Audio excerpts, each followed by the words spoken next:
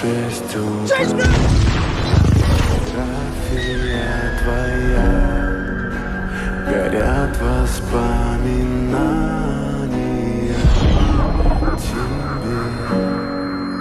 У камина в 6 утра, разбитая душа.